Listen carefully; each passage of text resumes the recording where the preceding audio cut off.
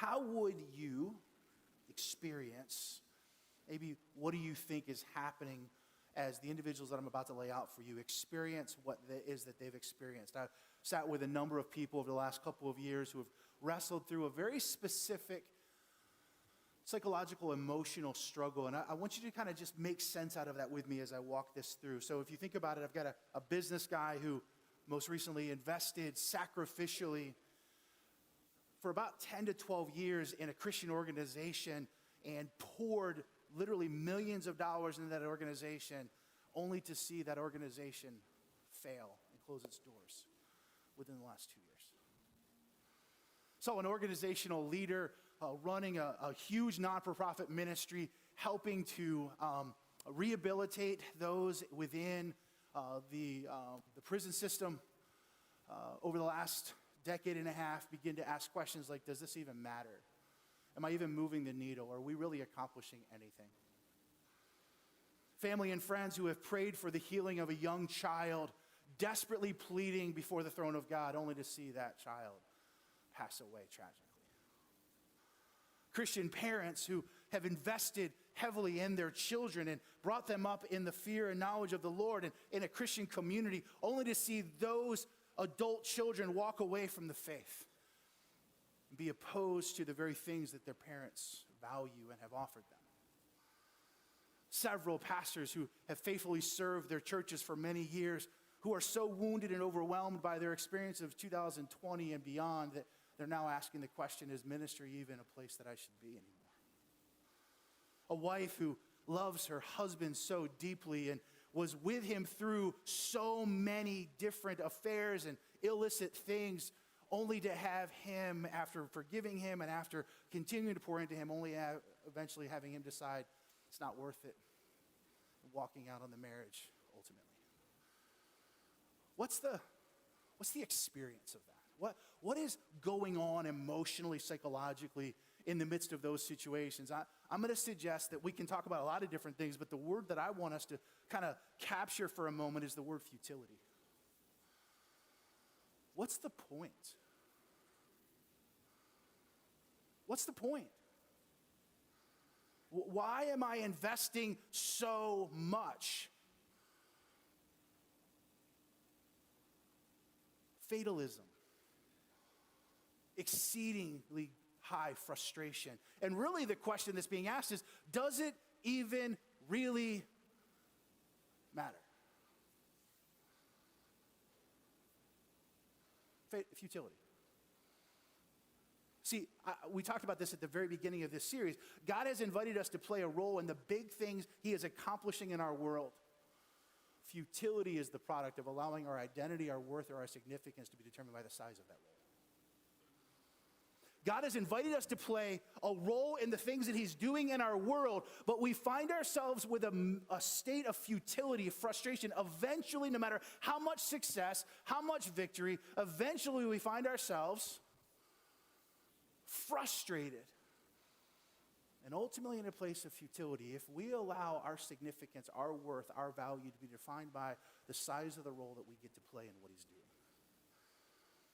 I'm going to put a pin in that. We'll come back to that in a little bit. We're in this, wrapping up this series today that we've called Rebuild, as we've worked our way through the lifespan of Nehemiah during this time when he helped to rebuild the wall of Jerusalem. After they've gone into exile, after there was prophetic voices saying, if you don't knock it off, you're going to go into exile. They went into exile for 70 plus years. They're brought out of exile. And finally, after multiple decades of attempting to rebuild the city, they're able to rebuild the temple. And then eventually, through Nehemiah's investment, they're able to rebuild the wall. One of the things that strikes me is that from the time that Nehemiah found out about the despair of the city and the desperate state of things and the wall being torn down, to the moment when the wall was actually completed was about 6 months. From the time he found out to the time that the wall was completed was about a 6-month time frame, and it had lasted about almost 100 years where they were attempting to do it or not successfully doing it. So the right person at the right time, under the guidance of the Holy Spirit, empowered by God himself, it gets done in about 6 months. It's interesting because we are incapable of ultimately thwarting the plans of God. And when God is in the midst of it, we will see those things come to fruition. But what we've been trying to do is work through kind of, okay, so we've seen this historically. We understand what's happening in the nation of Israel, ultimately in Judah in this situation. We've also identified that this is really the last chronological thing that we're told about as far as the Jews go in the Old Testament before the silent years and then before ultimately the Gospels begin to lay out the Messiah actually coming that had been prophesied and foretold about. And so we've been asking the question, okay, so what does this have to do with us? How do we begin to make sense out of that? So we've been kind of building these frameworks as we kind of walk this out. And we said that one of the things we got to do if we're going to rebuild in the midst of some real struggle and some suffering is we've got to be willing to grieve. We've got to learn how to grieve. Can I be honest with you? Americans suck at grieving. We suck at it. Because we don't have place for it. We look at it and say, okay, we got to get through this and let's get on to the next thing. Because we don't value struggle. We don't value suffering. We don't value grieving. And so we've got to learn how to value it. And then we've got to learn how to actually engage in it. Which is so counterproductive oftentimes, or at least countercultural for us. We got to be willing to experience a holy discontentedness. Where, man, we got to be willing to look at this and say, this is not as it should be, and I think I can be a part of that, or at least I'm grieved the fact that things have not been put in order. I want to be a part of whatever that's doing. God, what are you doing, and how can I join you in that? To declare our desperate dependence on God. We possess an unwavering confidence in God's favor as we move in that direction to take the risks that we need to take, and then we take those strategic risks. We step out of our comfort zone. I've said over and over again, many of us have systematically eliminated risk from our lives. And affluence and power and privilege allows us to do that. But we do it at a great cost. Because relationships require risks. Healthy marriages require risk. Healthy parenting requires risk. Healthy ministry requires risk. The things that are most valuable to us require risk. And some of us have so systematically avoided and eliminated risk that we find ourselves in limited capacity because of that. We ought to trust in God's presence, and he's in the midst of that, as we saw Nehemiah do that, to expect opposition to come, not to think that somehow we're going to be able to just keep moving and be in the clear, but there's going to be opposition because the evil one doesn't want to see the movement of God happen. To maintain situational awareness, being aware of the fact that sometimes the stuff that's going on inside of me, I've got to realize, man, it's a me thing, but there's other anxieties, maybe there's other voices, there's things that I'm listening to, and I need to have an awareness that something more is going on here than just what I can see, because just all that I can see is not all there is to see. To establish a why big enough to sustain me in the midst of that opposition, and then to cultivate an already not yet paradigm for building. That we've got to recognize that we're never going to be fully satisfied with whatever we're doing because things are not as they should be, and there's no way we're going to get there until eternity. And so while we got to keep moving forward, there's going to be this perpetual satisfaction. And C.S. Lewis says it well. He says it's that satisfaction that should tell us there is something beyond this life. It's that dissatisfaction that should tell us if I can never be fully satisfied in this life, it's because I was ultimately designed for something greater. So we're jumping back into the end of the story, Nehemiah chapter 13. And I'm just going to kind of walk us through this in a little different way just so we can capture what's really going on. And so in Nehemiah 13, Nehemiah has been with Judah for about 12 years. He left his post with the king. He asked permission. He went, and he led for about 12 years as the governor there, helped to rebuild the wall, and he has seen a great revival happen.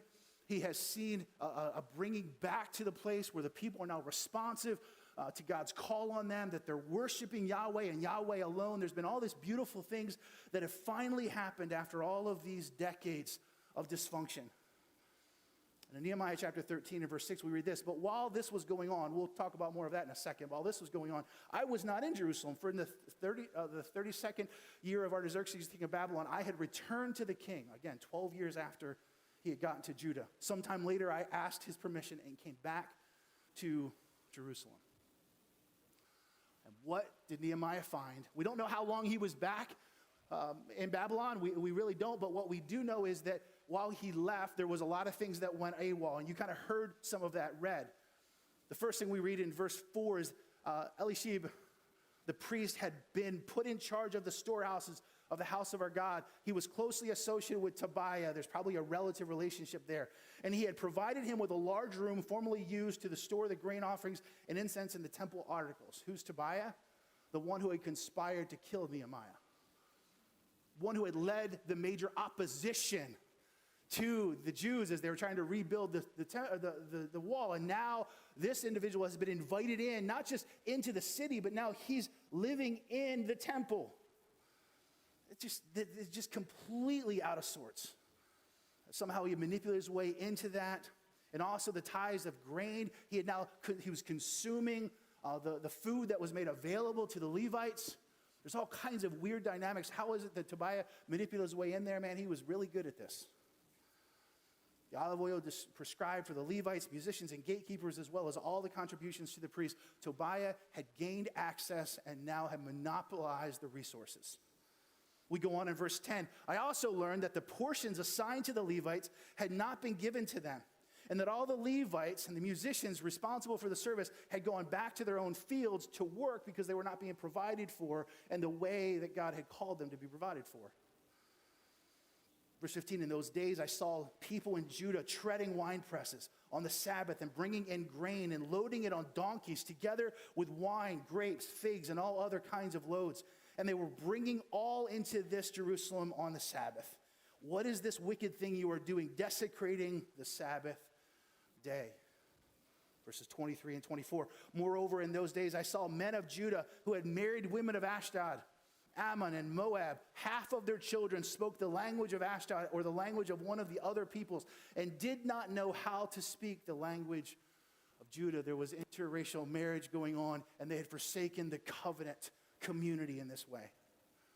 So as Nehemiah then makes his way back into the city, he sees a lot of going on, but three of the main things are he saw the desecration of the temple. He saw the ignoring of the basic needs of the priests and Levites and the care for their spiritual leaders that should have been there. And then he saw that the Sabbath day was dismissed, pursued profit over purity. And then he saw that there had been significant intermarriage happening and that the covenant community had been discarded. In spite of the completed wall, the spiritual renewal and commitments that the people reverted back, they had gone back to sinful patterns and right back into a lot of the pagan practices. Let me just kind of make some observations here. Ready? No matter how much we want to, we can't promise our way out of destructive behavior patterns. You can't stand up on a wedding day and promise your way out of the patterns that you've been involved with up to that point. That promise doesn't hold up. You can't have all kinds of illicit stuff in your background and never deal with it, never own it, never take responsibility for it, never actually grapple with the implications of it, and then stand before somebody, yep, I promise, but that's my past. I'll never do that again. It's not how it works. No matter how committed we are, resistance always confronts us with what we love the most. We never drift in the direction of faithful obedience. We just won't. Fatigue and exhaustion cause us to recalibrate our priorities. When we rely on our own strength and resolve, we are incapable of meeting our own expectations, much less fulfilling God's call in our lives. See, I would say it this way. Goals, priorities, and commitments are all beneficial, but we ultimately move in the direction of what we love the most. We will always move in the direction of what it is we love the most. We can promise our way towards something, and yet at the end of the day, those old patterns, those old neural pathways, those habits will continue unless we find a way to break free from them and we seek healing in the midst of that. What do we love the most as Americans? Here's the 5 things we typically love the most. We love pleasure. We love comfort. We love safety. We love power, and we love significance. We love pleasure. We love comfort. We love the feeling of safety. We want to feel powerful and in control. We want to feel significant. And so our natural tendency is to gravitate in the direction of those things at the expense of the things that God is calling us to, because we never drift in the direction of faithful obedience. This book, I'm so grateful for James Smith's book on, he wrote a book called You Are What You Love. He says this: our wants and longings and desires are at the core of our identity. the wellspring from which our actions and behaviors flow. Discipleship, we might say, is a way to cultivate your heart to be attentive to and intentional about what we love. Discipleship, we might say, is a way to curate your heart to be attentive to and intentional about what you love. It's been said by a psychologist recently that it's really about paying attention to what you pay attention to. It's about paying attention to what you pay attention to. So what was Nehemiah's response to all of this kind of drifting back into these practices and all of this stuff that the people had committed themselves to not go back to, and there's been this huge revival and all this repentance in place, and now they've gone back to it. What's Nehemiah's response?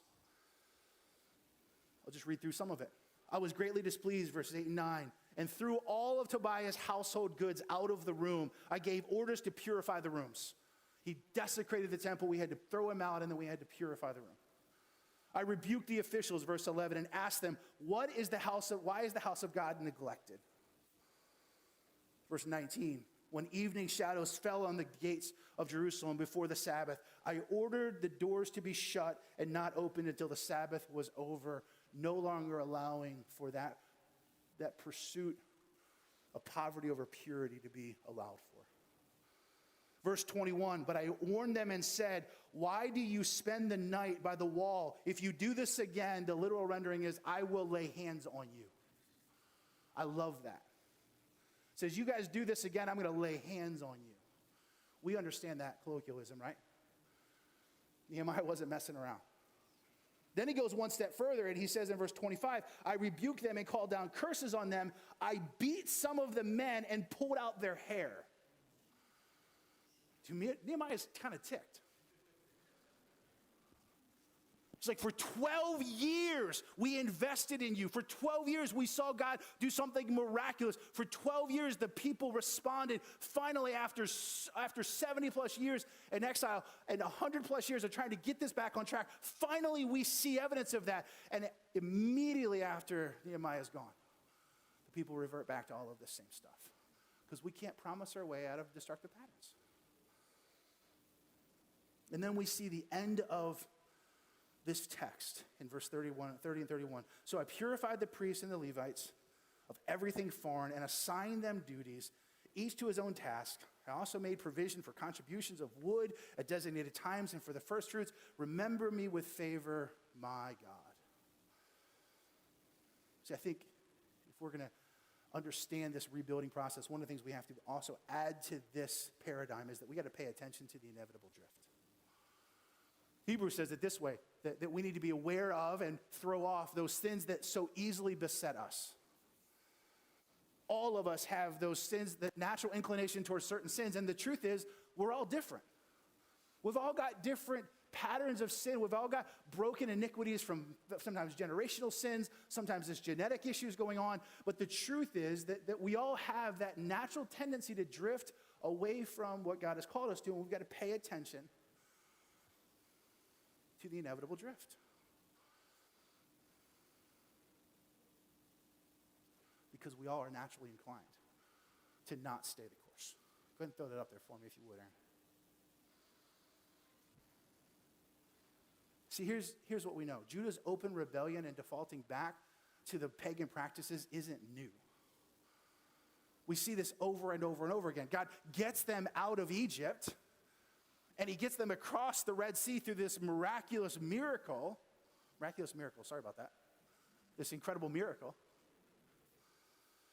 And he's about to give them the law, reminding them that he is their God. And in the midst of Moses trying to get the law, they build a golden calf and begin to worship it. They're in the wilderness, and God is providing manna and substance for them, and they start to complain and start to long for the days where they could go back to Egypt. Over and over again, we see that natural inclination towards what is familiar. It makes it very vividly clear to us that laws, rules, vows, promises, covenants are all ultimately powerless to stop sin. It does not have the power to overwhelm our sin. You can talk about legalism all you want. You can talk about these rules and these lists, and I promise to do this and promise not to do that. And the truth is, none of that has the power to actually rescue us, because all of us are broken and will default back in the direction of disobedience. Which is why Paul, in many different places we see this, but Paul in Romans 8 says it this way: for what the law could not do, and that it was weak through the flesh, God did, by sending his own son in the likeness of sinful flesh. What the law was powerless to do, Christ was able to accomplish. From the beginning to the end, the Old Testament history of Israel illustrates this singular truth: we cannot will ourselves towards obedience. Only through the power of the Spirit. Only through God's work in our lives. And ultimately, I would say it this way: if we could be saved by our own promises, by our own commitment to Jesus, then his death would have been noble but unnecessary. If legalism gets it right, if I really can establish a list of do's and don'ts, and I can behaviorally modify my way towards God being pleased with me, then Jesus was really cool for what he did, but it was kind of stupid. It was kind of dumb. What he accomplished on the cross is irrelevant. He showcased his love, but that's it. Because the cross doesn't just showcase the love of God, it also dealt with the wrath of God at the same time. And I do not have the power to will myself in the direction of ultimately my own rescue or obedience. Which is why I would say the last piece of this paradigm that would be that we got to keep our eyes on the better Nehemiah. That we got to keep our eyes on the better Nehemiah, because Jesus is the better Nehemiah. Nehemiah helped to rebuild the wall, was a great leader, did some awesome stuff, but Jesus ultimately offers something. Hebrews tells us that covenant that Nehemiah was under and was a part of was insufficient, and that Jesus provides us a better covenant. So our job is to keep our eyes on the better Nehemiah. And over the course of the last probably month, I was pretty sure that that's where I was going to end this series. We're done. Let's move on. But I kept reading chapter 13. I was grappling with what I was seeing in chapter 13. And I read some commentaries on it because I was trying to figure out why is this thing coming up over and over and over again? I think God deeply convicted me with something. Nehemiah was a great man who did an awesome thing, but Nehemiah struggled. Not just with pulling hair out of guys' heads or laying hands on people, but he struggled with his own existential crisis. Check out what happens in chapter 13. So chapter 5, verse 19, we read this: remember me, O God. Remember me, my God, for good, according to all that I have done for this people. Remember me, God, for all the good that I've done. And we read that in chapter 5. We're like, oh, yeah, that makes sense. Just tell me that we're working in the right direction, God. But then watch what happens as all of this default chaos stuff. That's what happens 3 more times in chapter 13. Remember me, verse 14, for this, my God, and do not blot out what I have so faithfully done for the house of my God and its services. Verse 22, remember me for this also, my God, and show mercy to me according to your great love. And then, as the chapter concludes, remember me with favor, my God. What's going on here? Why is it one time in chapter 5, and why does it show up 3 times in chapter 13? Here's my take. Here's my belief. Here's what I was deeply convicted by over the last couple of weeks. I think Nehemiah starts to struggle with futility.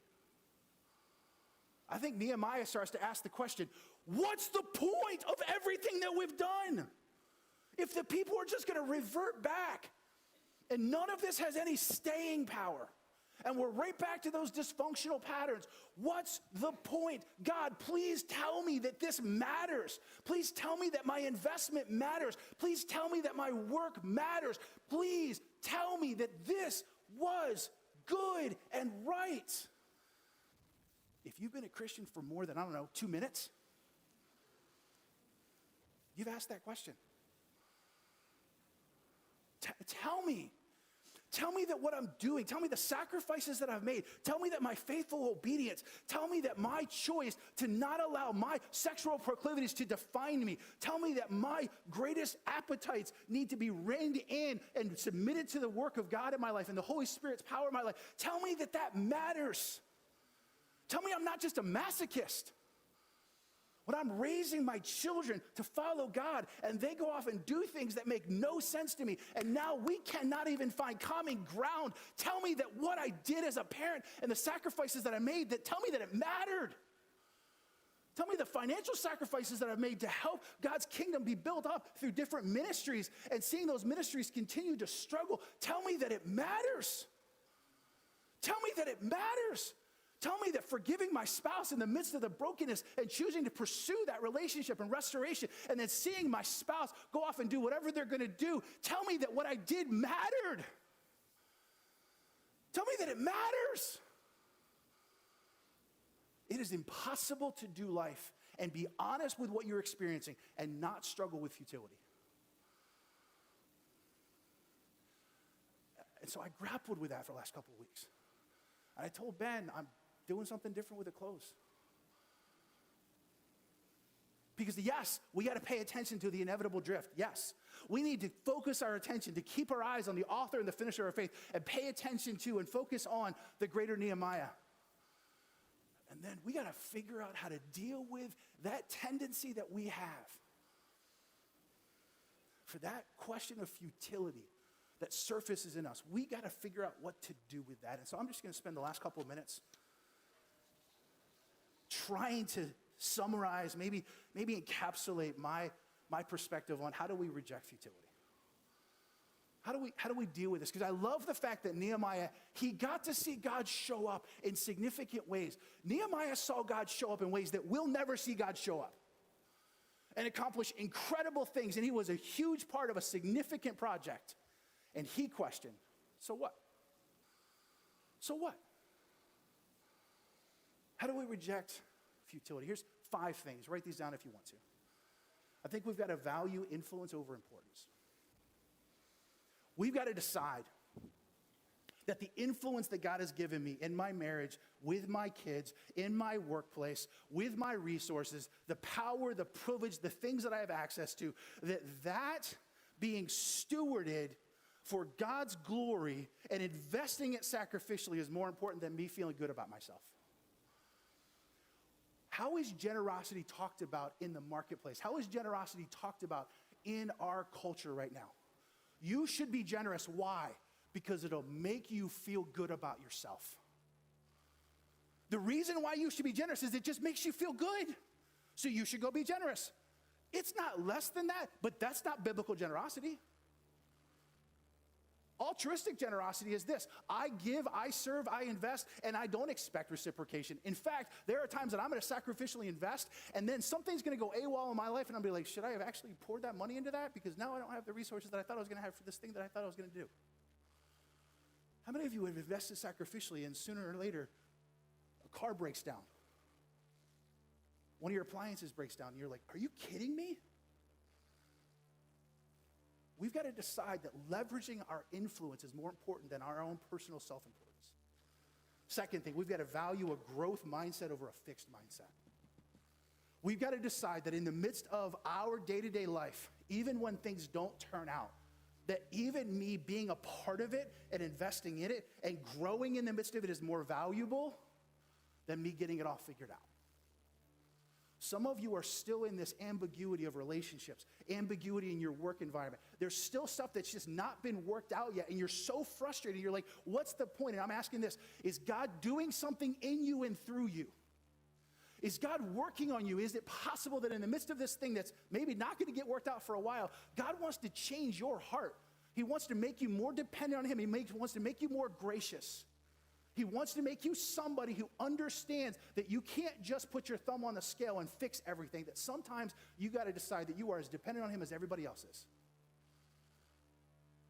You got to have a growth mindset rather than a fixed mindset that allows you to say, when this stuff persists and it's weird and it's ambiguous and it's not getting worked out, that I'm okay with the fact that maybe God's just doing something in my life and maybe that's enough for now.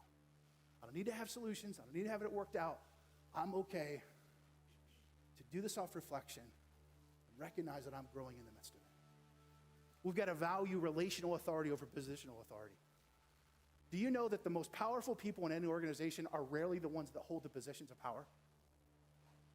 Meaning, those that have the influence are rarely the ones that have the highest power. They get to dictate certain things because of their position, but relational authority is always more valuable. Sit in any room with power brokers in the room, and what you'll realize is this: the most influential people in that room are rarely the ones that have the title of executive director or president.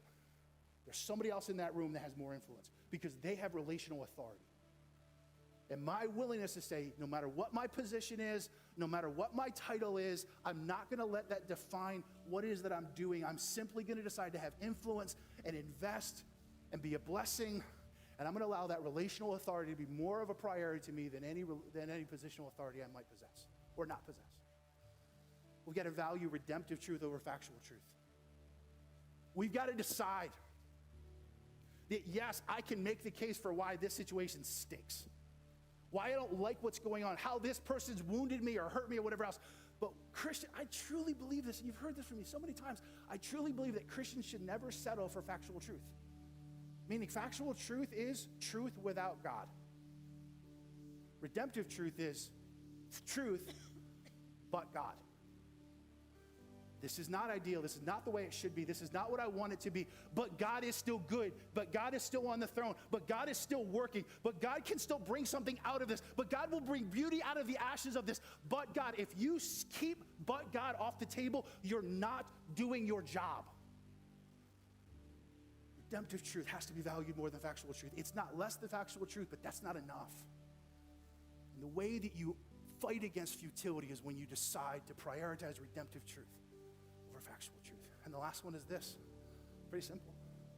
I got to value his kingdom over my own. I got to decide that his economy is not my economy. That his ways are not my ways. His thoughts are not my thoughts. I'm deciding that it's his will that I want to see done. His kingdom come, not mine. And if I'm going to pray for his kingdom to come, that means I have to surrender my own. Which means I've got to be willing to suggest that I'm not going to be satisfied. This is not going to be the way that I want it to be. But I can still be faithful. I can still trust that God is in this. And I can deal with chronic fatigue and pain and frustration and any number of things. And I can still trust that his kingdom is at work because God works in that brokenness and that suffering in ways that he never works in affluence and success. And when I decide to prioritize my influence over my importance, a growth mindset over a fixed mindset, relational authority over positional authority, redemptive truth over factual truth, and his kingdom over mine, the way in which he works in the midst of that and the role that I get to play in the work that he's doing is unquantifiable. You do that, it has multi-generational impact. You do that, you'll see God do stuff beyond your wild imagination. Here's the problem. Sometimes you'll get to see evidence of it, and sometimes your grandchildren will get to see evidence of it. And sometimes your great-great-grandchildren will see evidence of it. If you get to see, listen to me very carefully, if you get to see the fullest extent of your blessing and of you moving the needle in your world, if you get to see it and the next generations see less of it than you did, you failed.